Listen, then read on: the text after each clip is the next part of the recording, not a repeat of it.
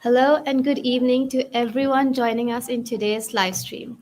I'm Zainab from Chokolaate, and today we will be having a very interesting panel discussion on artificial intelligence or AI and how technology is transforming education. But first, I would like to thank HCLTech Sri Lanka for partnering with us for this monthly webinar series, Tech Times. HCL Tech is an IT service provider offering solutions from its global delivery center in Sri Lanka. Although it's been around for only 2 years in Sri Lanka, it has created more than 1,500 opportunities for undergraduates and young graduates in the tech industry. HCL Tech is globally present in over 50 countries and has plenty of opportunities on a global scale. HCL Tech is proud to serve the world's best brands right from their facility at Cinnamon Life.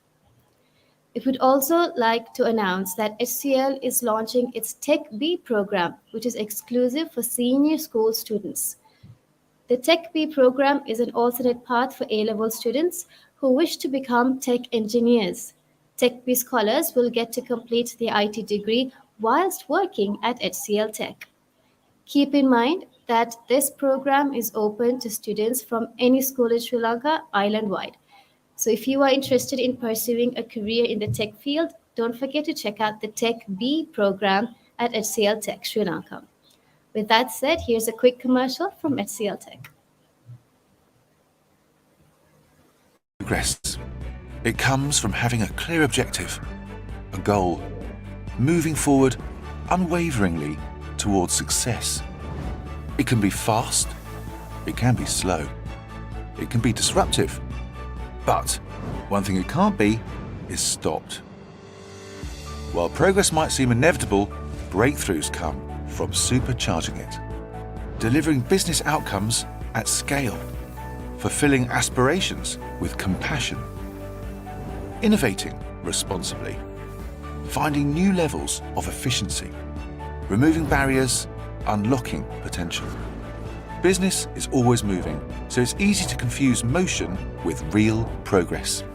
Whether it's day-to-day success or transformational gains, we supercharge progress to change the game.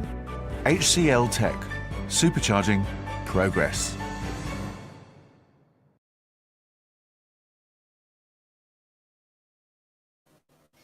All right, so today's webinar, From Pen and Paper to AI-Powered Learning, How Technology is Transforming Education.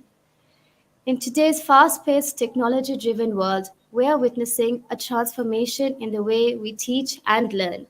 The advent of artificial intelligence and other technological advancements are changing the landscape of education as we know it, with AI-powered tools providing new opportunities to enhance student learning and engagement. As we continue to evolve with these technological advancements, it's important for educators and learners to keep up to date with the latest developments in the field and understand how we can best harness the power of technology to facilitate effective and efficient learning. In this webinar, we will explore the role of AI in education, discussing the challenges, benefits, and opportunities it presents for students, teachers, and institutions. Joining us today, we have Mr. Amita Gamage and Mr. Niranjan Dissanayake, who will share their insights and experiences on how technology is transforming the way we teach and learn and how we can best navigate this rapidly evolving landscape. Our first panelist for today is Mr. Amita Gamage. Mr. Amita is an executive coach and a personal branding strategist. He is the co-founder of Quantum Leap, where he conducts multiple workshops helping organizations shape talent strategies linked to business needs and specializes in human capital development and strategic business consulting. Mr. Amita also conducts workshops and webinars for youth on early entrepreneurship education, in which he helps kids kickstart their journey as young, successful entrepreneurs. Along with Mr. Amita, we have Mr. Niranjan Dissanayake. Mr. Niranjan is a veteran in the field of cybersecurity in Sri Lanka with over 12 years of experience in local and multinational organizations, Mr. Niranjan has paved his way to senior consultant positions and is now the Chief Technology Officer of Just in Time Group, a pioneer of the Sri Lankan tech industry. His passion is to create the realization of the value of technology in the local tech domain. He focuses on all aspects of technology, including cybersecurity, artificial intelligence, machine learning, and so much more. Now that we are familiar with the topic and the panel for today, without further ado, let's begin. Mr. Amita, the floor is yours. Thank you very much. Uh, what you haven't mentioned, or what I haven't mentioned about myself is I have been lecturing from year 2000. So I have a, I'm sorry, I have a 23 years of experience as working as an educator, setting papers, correcting them, lecturing. So work with different types of universities. So the today's topic is very much close to my heart as well, because as educators, we are also overwhelmed suddenly, not because the AI is here, because of the news that the AI is going to be here. Yeah, because sometimes we forget that AI is already here. So let's think about the general community, the students, whoever you are. Think about your emails, whether we like it or not. The AI is working in your emails, helping you to maybe autocorrect, maybe giving suggestions, stuff like that. And then even your spreadsheets, if you are typing a letter, or maybe you are using spell checker, AI has been, or machine learning has been around us, helping us do our day-to-day task. And technology based companies have been making apps, making various softwares to make our lives easier, whether you are working for a company, whether you are the owner of the company, or whether you are a student or an educator, a lecturer or a teacher, maybe paper marker, doesn't matter. All these technologies have been helping. And like sometimes, you got to make some slides, and the difficult process of making slides. But then now, slide makers are available. You just have to give your inputs, and the slides would be made.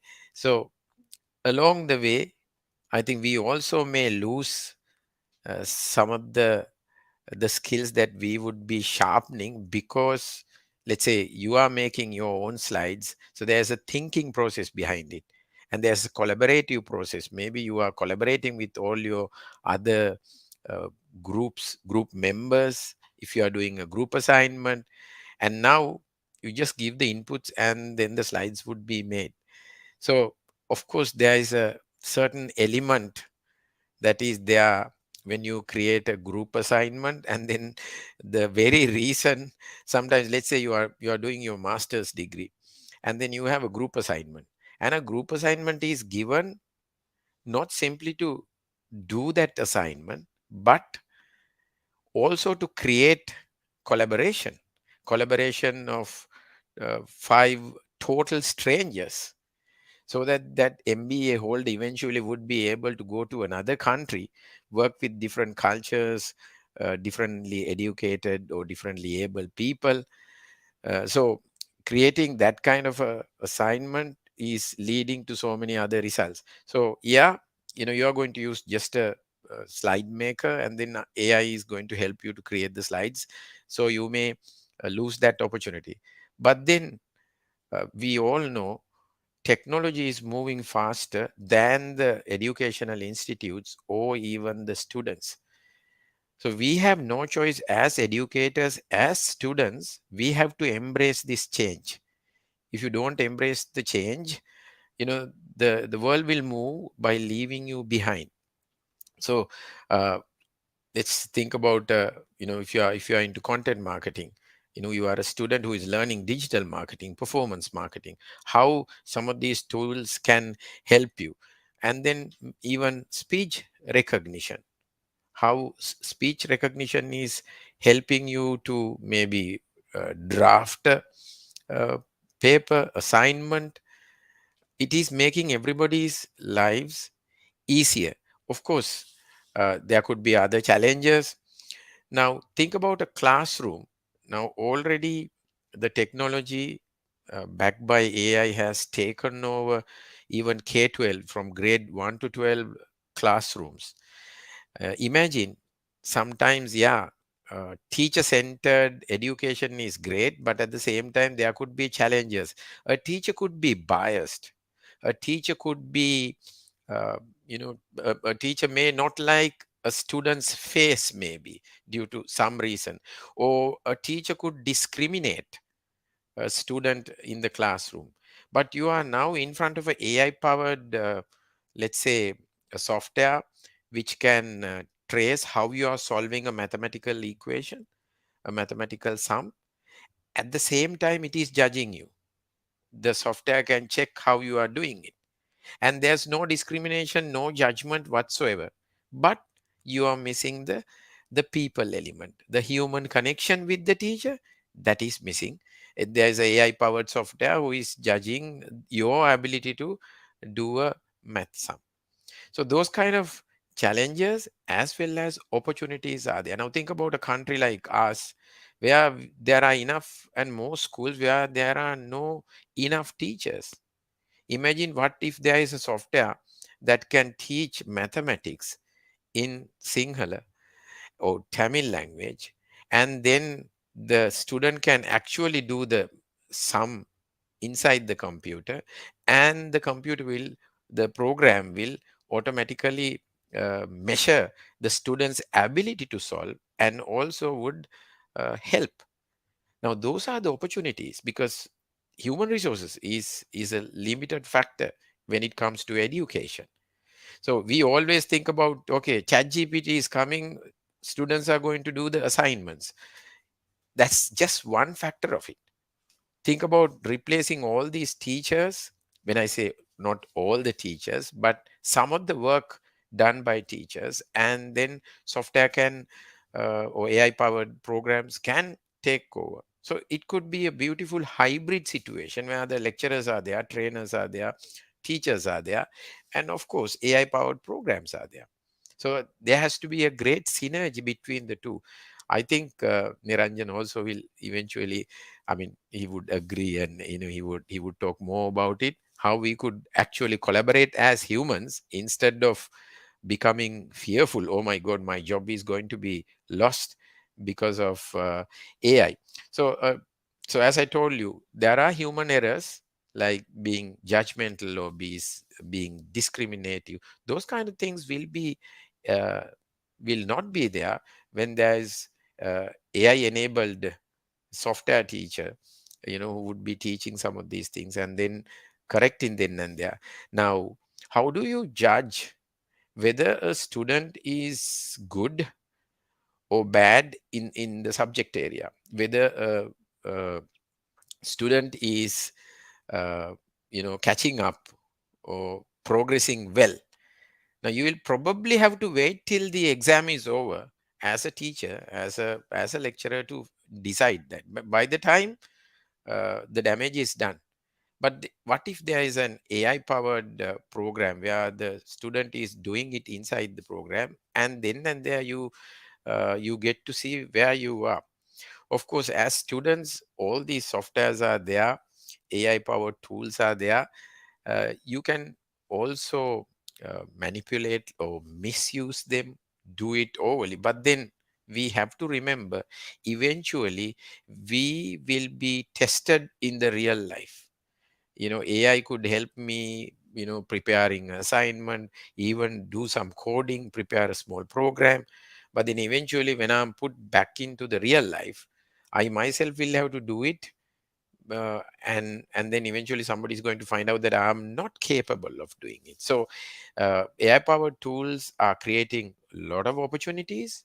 At the same time, there are challenges, even though we talk about them from Sri Lankan context, talking about the public education sector, even the private education sector, like the adapting to technologies, I would say still low. So we have some time to prepare ourselves, at least prepare our mindset. Okay, let's embrace it and be prepared. It's going to come as a big wave, so might as well let's learn about them. Let's learn how to navigate. Let's learn how to face it, use it for our advantage. So that's my message here. Over to you, Zainab. Thank you.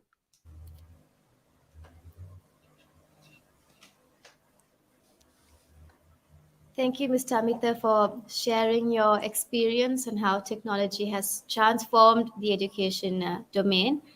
I would now like Mr. Niranjan to take over and share his insights on technology and education from a technical point of view.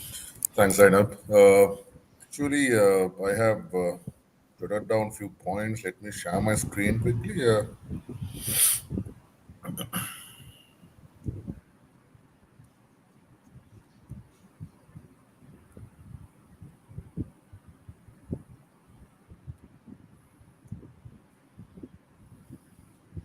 Uh, can you see my screen?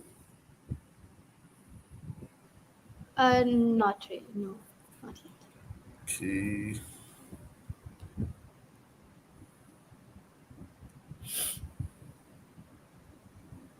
Okay.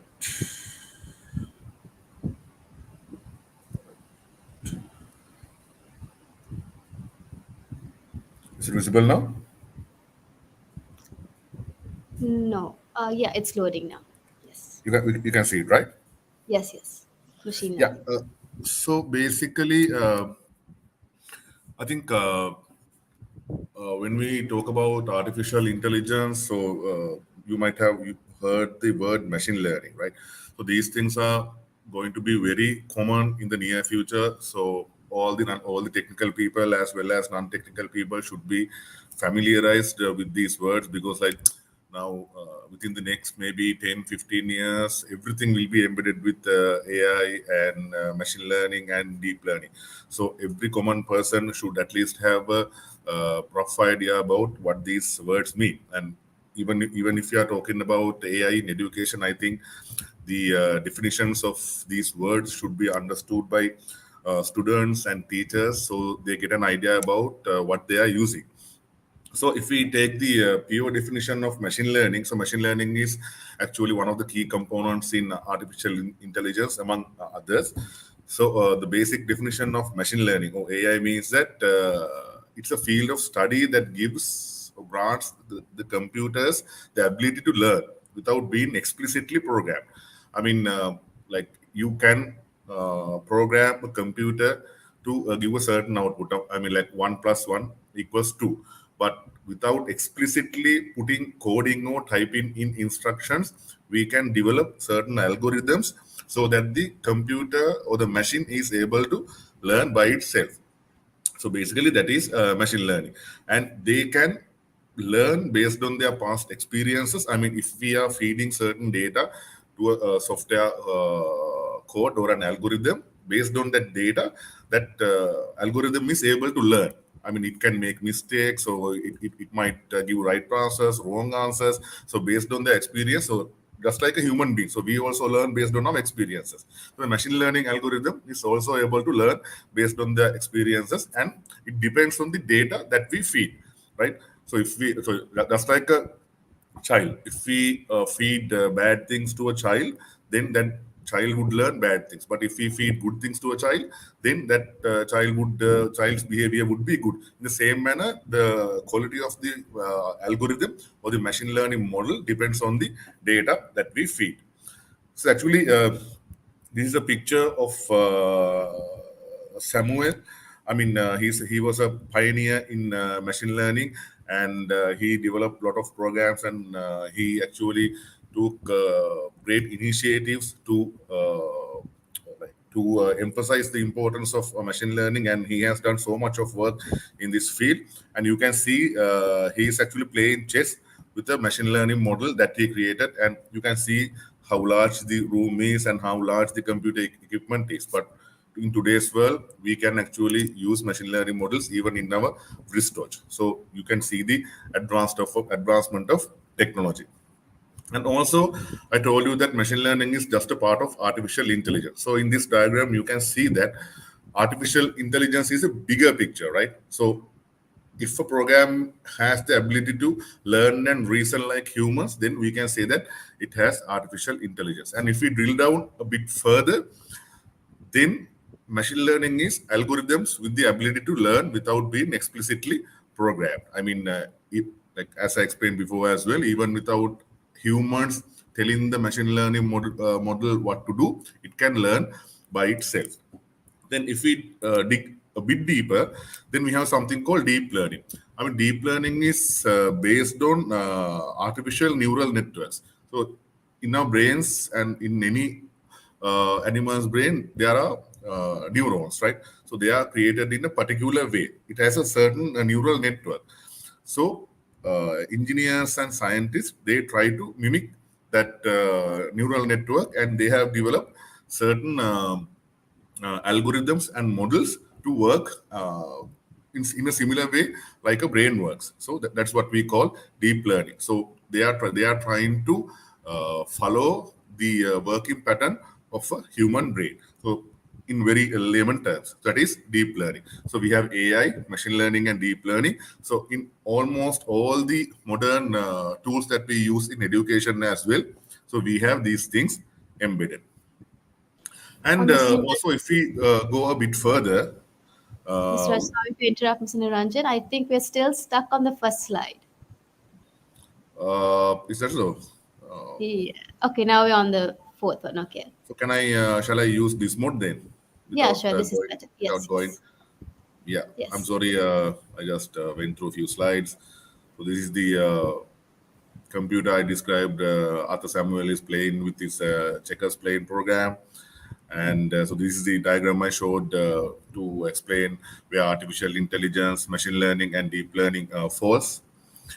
And also, like when we talk about artificial intelligence and machine learning, there are two main areas. The first one is supervised learning. So if you take a teacher, and if the teacher knows 1 + 1 is 2, then he or she can actually teach a child to like do additions or multiplications or maybe reductions, right? Because the teacher knows the answer. So in the same way, if we take a set of data and we label them, so in this case, you can see that we have labeled the data, saying that we have a hexagon label, we have a square label, and we have a triangle label, right? So we have labeled the data, and we feed that labeled data to the machine learning algorithm. And so the machine learning algorithm will go through that data, and it will identify different characteristics, and it will come up with a model, right? So that machine learning model is now able to differentiate between these labeled data. And if we feed some test data, then it will accurately categorize these two labels. So if you take another example, if you take a set of pictures of dogs and cats, and if you label those data accordingly, saying these are dogs and these are cats, then if we feed that data to a machine learning model, then that machine learning model or the algorithm will be able to identify different characteristics of a dog and a cat, right? Then it will learn by studying those different sets of pictures. And again, if we feed a picture of a cat or a dog to the machine learning model, depending on the already learned characteristics, then that machine learning model will accurately categorize that picture or maybe label that picture, right? This is called supervised learning. That means we know the output, we know the labels, and we have categorized them accordingly. Then based on that, we create the machine learning model. Same, it's very similar to a teacher teaching a child. Then actually we have another model called unsupervised learning. Here we don't even know the labels, right? We don't know anything about the data, but we just feed the whole data to the machine learning algorithm or the system. Then that system or the algorithm will go through all the data, and it will try to identify different characteristics. But it doesn't know that which are, in this example, we have fed the data of apples and oranges, right? But that algorithm doesn't know which one is which one is an apple, which one is an orange. So based on the data that we feed, the algorithm will come up with its own labels, right? And if you take the previous example, so if we feed pictures of cats and dogs to this particular algorithm, that algorithm will not know which one is a cat and which one is a dog, because we have not labeled them. So it will go through the different characteristics, and it might give a different whole, like completely different name or label to that particular data, right? Maybe it will, because it doesn't know which one is a cat, which one is a dog, so it will maybe give a totally new label. So this is actually when we don't know the exact output, we just feed the whole set of data.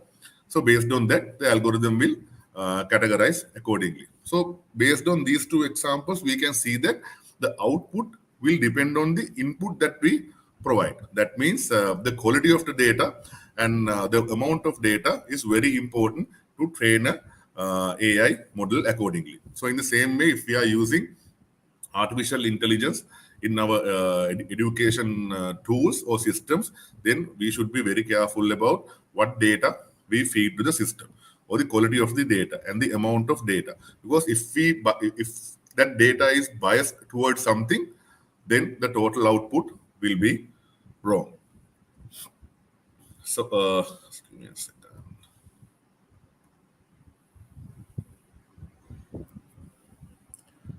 We share the whole screen. It will be easy, I guess.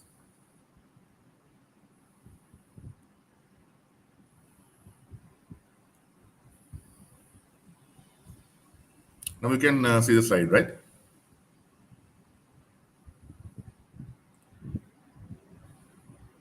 Hello.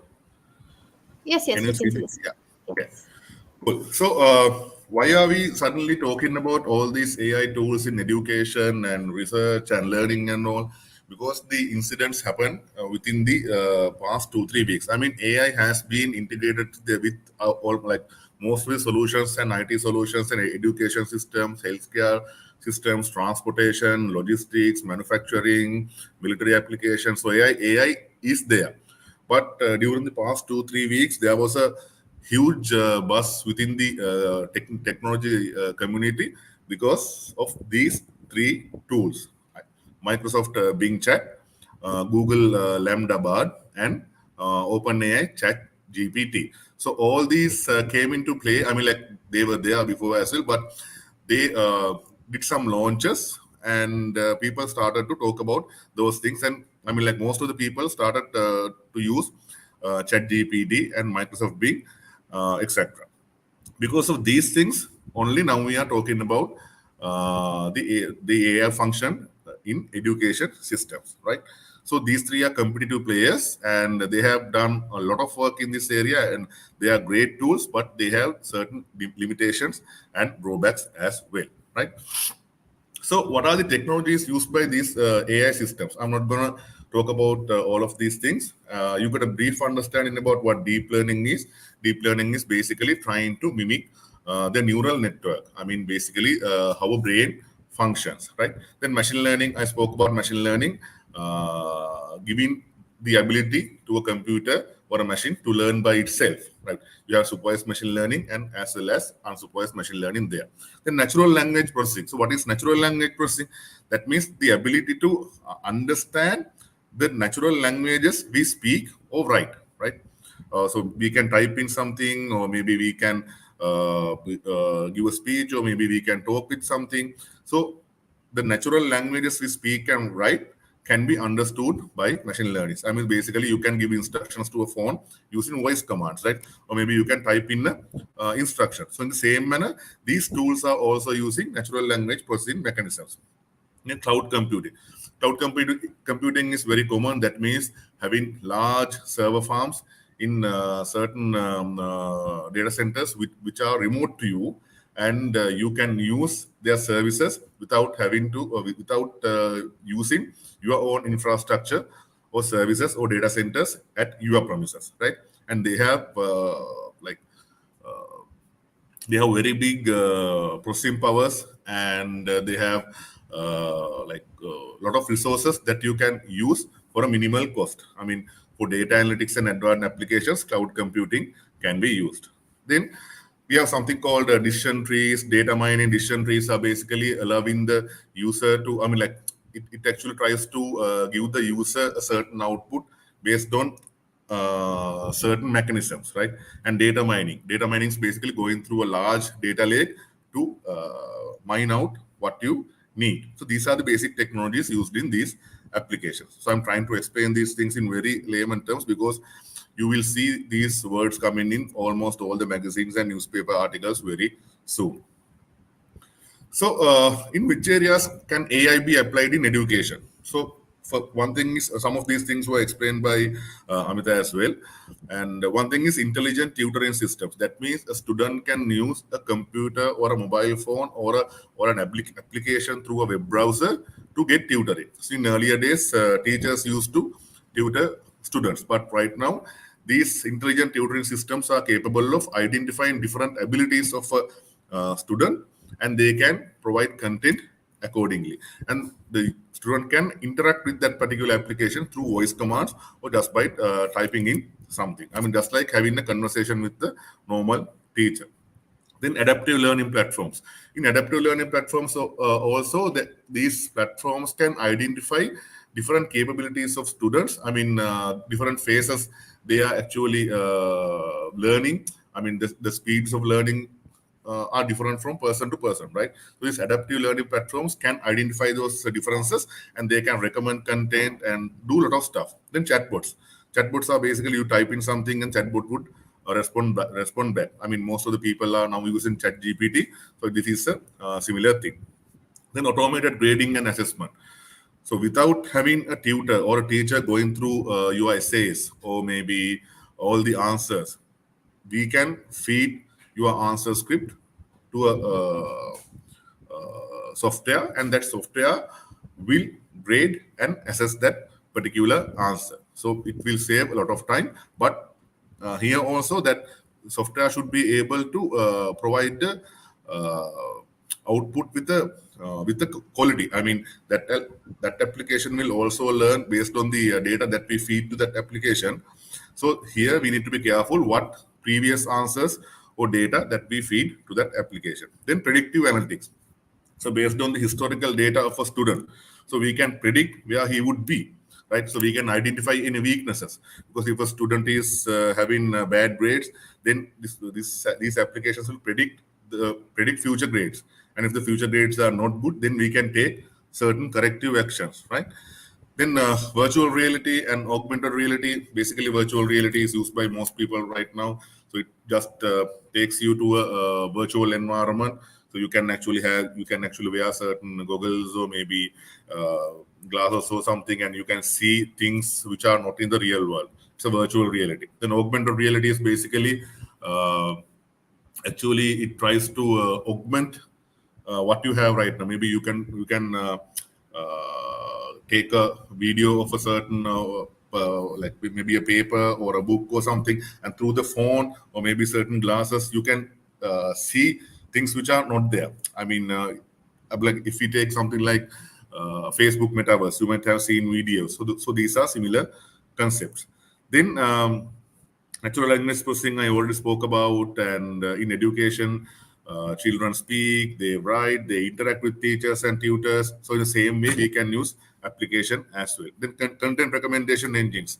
So based on the interest of certain students, the application will be able to recommend certain content as well. So what are the advantages of AI in education? So I'll quickly go through these. I don't want to spend a lot of time because Amita already spoke about some of these. Personalization and adaptation. Personalization means the application can simultaneously teach various students based on their differences and capabilities. If it's a classroom, if a teacher is teaching, then that teacher would actually teach to maybe 40 or 45 children in the classroom, right? But if children if different if those 40 children are logged into the same application at the same time, then that application would behave in 40 different ways, right?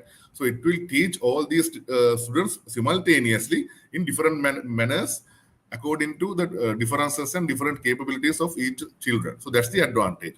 But a teacher in a live classroom can't do that. He can't attend to every person's needs simultaneously. And increase efficiency through automation. So, I mean, like it can the applications can do a lot of work simultaneously. I mean, like assessments, gradings, content recommendation, etc. It will save a lot of time and costs. Then data analysis, I spoke about to get a bird's eye view of what's happening. We can implement machine learning algorithms and AI in education tools.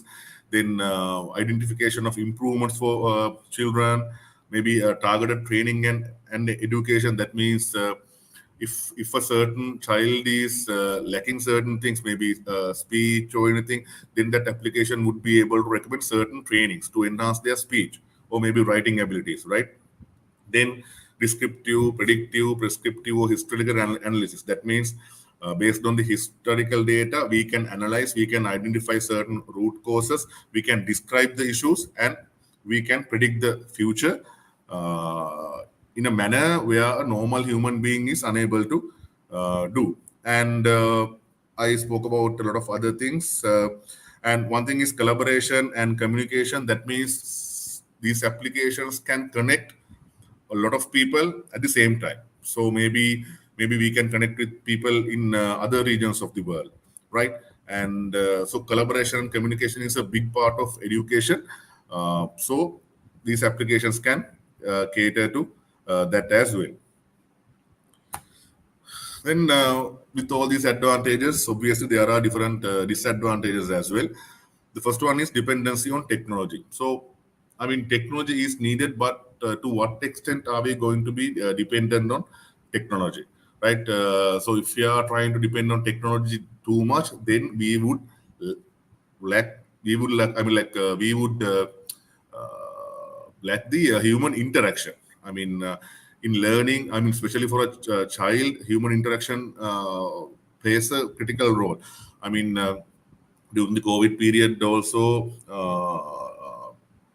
I mean, like children who started their education in grade one or grade two, they were at their homes. Learning through a mobile phone or maybe a tab or a laptop computer, and you can already see certain differences in those children's interaction with other people. So they are kind of isolated because they have not interacted with people in their primary stages, right? So this is very critical. I mean, we don't want to lose that human touch. Then bias in algorithm. So I told you that the quality of these AI tools depend on the data that we feed, right? And if we don't feed the right data, then we would face a lot of issues because that machine learning algorithm or the AI tool would be biased towards something. And if it's biased toward something bad, then that will be transferred to the student as well. Then privacy concerns. I mean, we are feeding a lot of data, so there could be certain private data that we are feeding the algorithms, and other people might be able to see those private data. So that is bad because privacy is a very critical component. Then uneven access. So if we take the Sri Lankan context, so if we are starting to use these AI tools in education, maybe certain people in like urban areas will be able to use them. But what about the people in other areas? Do they have internet access? Do they have high-speed data access? Right? So do they have skilled people to use these tools? So uneven access might be a problem.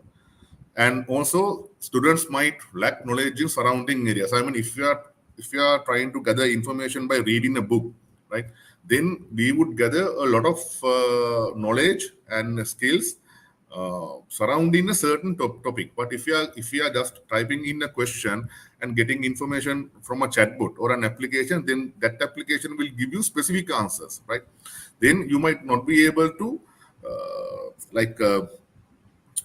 achieve a holistic view of that particular subject, right? Because we are just downloading knowledge into our brains by getting answers to specific questions. But researching is totally different, right? So students may lack knowledge, and it will be a problem. Then lack of creativity, lack of problem solving, and lack of analytical thinking. I mean, if we take a pen to our hands and if we start writing something, then our brain works. We can imagine certain things, right?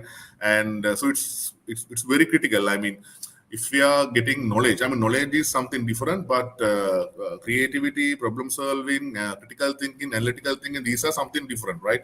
So you have to work your brain. Otherwise, you will not be able to learn. But if you are working with an application, then that whole process is completely different, right? I think Kamta also explained that. So we have to be very careful when allowing students to use these applications, and also inspiration and imagination. So if you are, let's say, you are a computer programmer and you need to type a code to achieve a certain task. But if you think, maybe you will do mistakes, but you will learn as well, right? And you will imagine certain things, right? And you will it will be hard, but in that process there are a lot of other things that you can learn. But if you just type in something and get an answer, then that's not the right thing to learn. And also there could be a threat to jobs as well, maybe because like with these tools and all, maybe certain jobs can be displaced. Then this is the most critical thing. So if you followed the news and technology news and all those things during the past few weeks, then you might have seen these things. So Microsoft actually introduced their AI chatbot to Bing, and it had very disturbing things.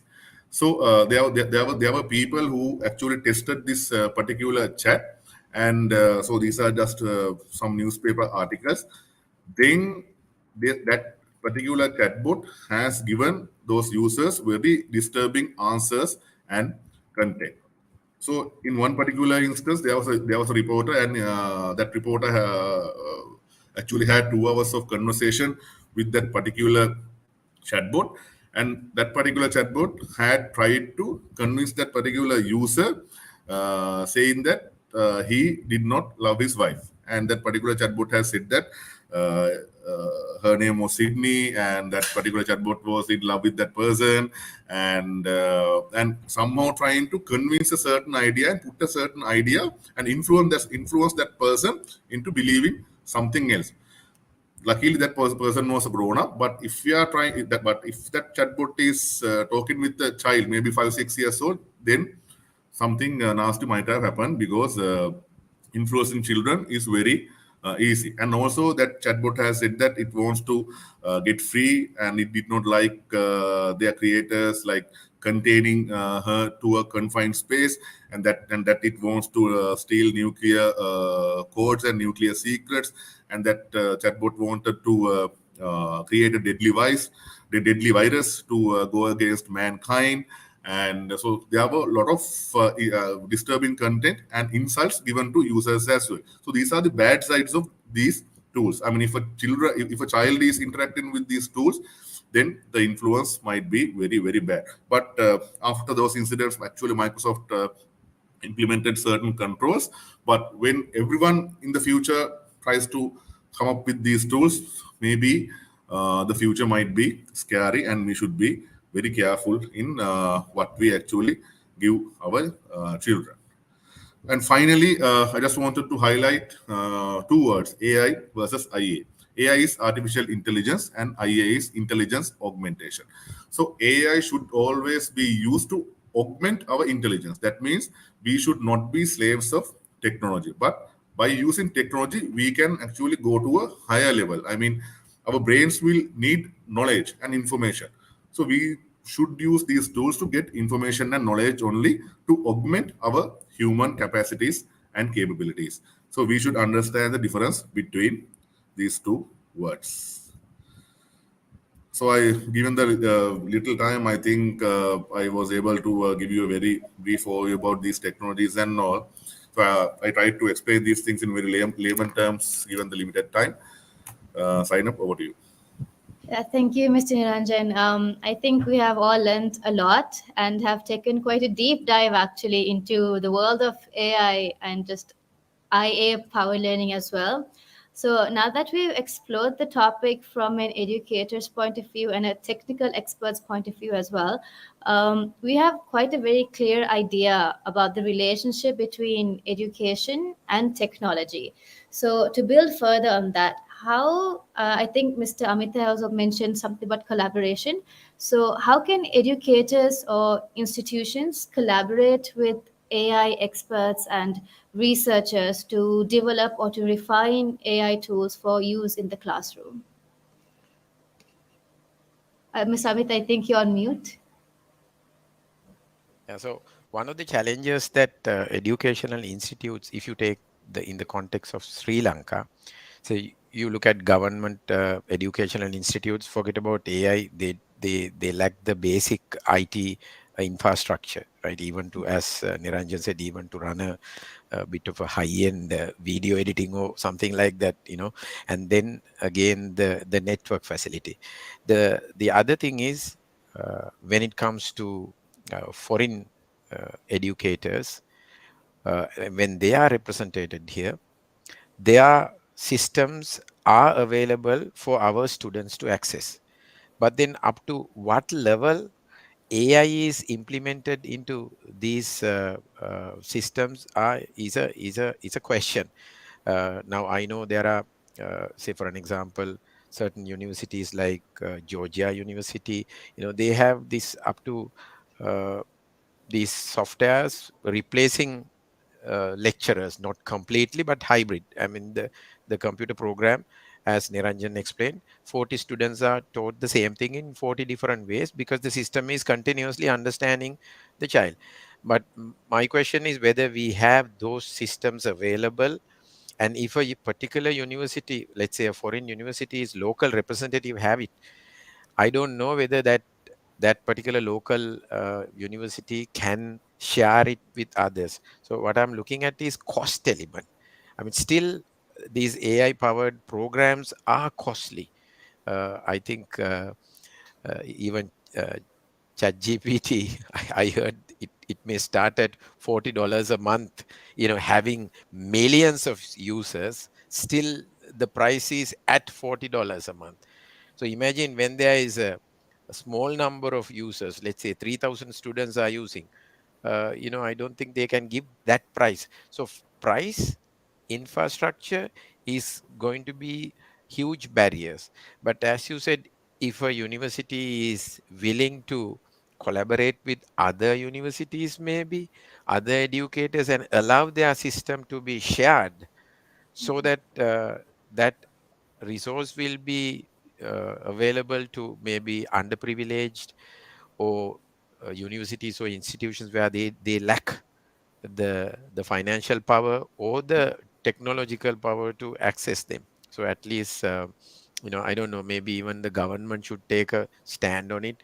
We know that the percentage of the the GDP which is dedicated for education is still barely enough for us to run the education system. But then if you want these kind of techs, you have to spend, somebody has to spend money, or somebody has to be willing to be given those systems free of charge. But collaboration is the way forward, because if you are going to buy them for yourself, for each institute, university, school, then we are a long way uh, to achieve what we have to achieve. Mhm. And I think Mr. Niranjan mentioned that what the output is basically about the input. So it's all about like feeding information. So I think when it comes to feeding information, also AI experts have like a lot of collaboration to do with educators so that they know what kind of information should be input into the system as well. Yeah. I'm sure. Yeah. And Ms. Amita, also you, like you said, you've been an educator for a very long time now, and I'm sure you've seen the educational landscape change over time, like as we progress. So, as per your experience, have there been any drawbacks or challenges were faced by you as an educator as a result of technology, and how were you able to overcome those challenges? Yeah. So, I mean, imagine me sometimes become a lecturer, and I'm the paper setter in one case, and I'm the evaluator. Imagine when these three things are happening independently. You set the paper, you give them, they answer, they upload, you go to a system and you correct them. I mean, a majority of the institutions, this methodology is still being followed. It takes quite a lot of effort, time, and it's a strenuous thing. Marking them, grading them, and all that. AI could definitely help, but I don't know when it is going to happen. So at like, and there's no connection between what a student has uploaded versus what exactly is happening inside the classroom, right? So it is the judgment of the lecturer. Okay, I think maybe that student would have done something mischievous, because there's no one system where I'm grading the person based on the assignment, right? So that assignment may not represent the true work or ability of the student based on what he has been doing already inside the classroom. So, so we are also in one way, what can I say? The system is unfair sometimes, and then some of the smart students use that unfair system for their advantage. Of course, eventually you fail at one point of a time. Eventually you face the real world. You will have those challenges.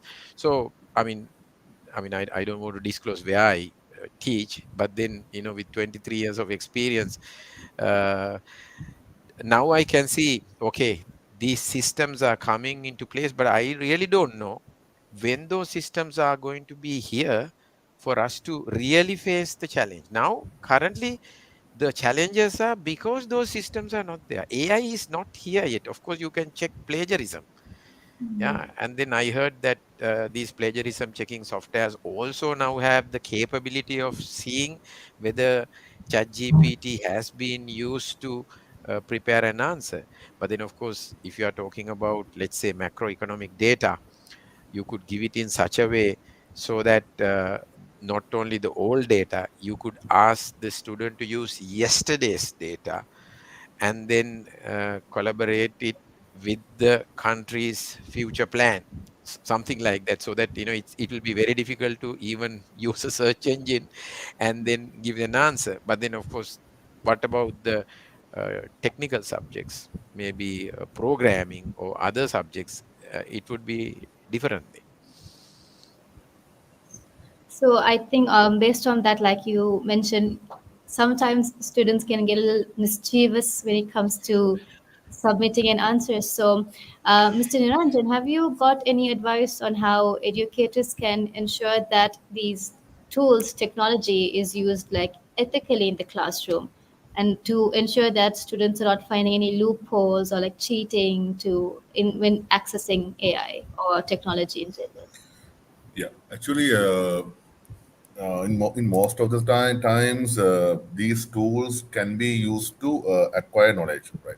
And if you go through the technology predictions for the next maybe 15, 20 years in the future, almost everyone in the world would have similar access to all the knowledge and information in the world. So just by a blink of an eye, you can download information maybe directly to your brain. So there are certain research being done into that area as well. So you can actually wear a contact lens and you can do a blink in your eye, and that information will be absorbed to your brain directly. So in that case, I mean, like from an ethics and privacy perspective, so data will be open to everyone. So what educators should use is that not, I mean, like if we take the Sri Lankan system, now people are trained to by heart certain things, acquire knowledge, but not skills. So what we should do is we should try to change the complete education system to make use of that particular knowledge to do problem solving, to create certain things, and to build a critical thinking, analytical thinking, because knowledge is the same, but how you apply that knowledge is different from person to person. So the education system should be changed to make use of that knowledge to apply it to a certain real world scenario and get a solution for that. And also there should be certain things like parental control. So these AI tools and systems will definitely come with certain parental controls, and parents and educators should make sure that these controls are applied appropriately. And also, since we are dealing with data, so we have to implement certain controls and mechanisms to achieve privacy. A student should not be able to dig to other students' private data, right? These things should be avoided. But the most important things, I'm iterating it again, to devise mechanisms to make use of knowledge to solve real world problems and enhance critical and analytical thinking. Okay. Also, what you mentioned, the Bing article, the Microsoft Bing article, about how AI has the power to influence people. I'm sure we have quite a few parents who have joined us tonight, and I can tell for a fact that a common concern among them is the safety of their children when they're online. Like you said, since COVID, children as young as kindergarten have been exposed to online learning and using devices when it comes to learning and homework and all of that. So, how can parents be sure that their children are safe when they're online and that they are not exposed to any harmful content? Like you mentioned, there was disturbing content. So, like, how can they be safe from this content? Like, should there be age restrictions or any guidelines? How can, from a parent's perspective, how can they ensure their child's safety when online?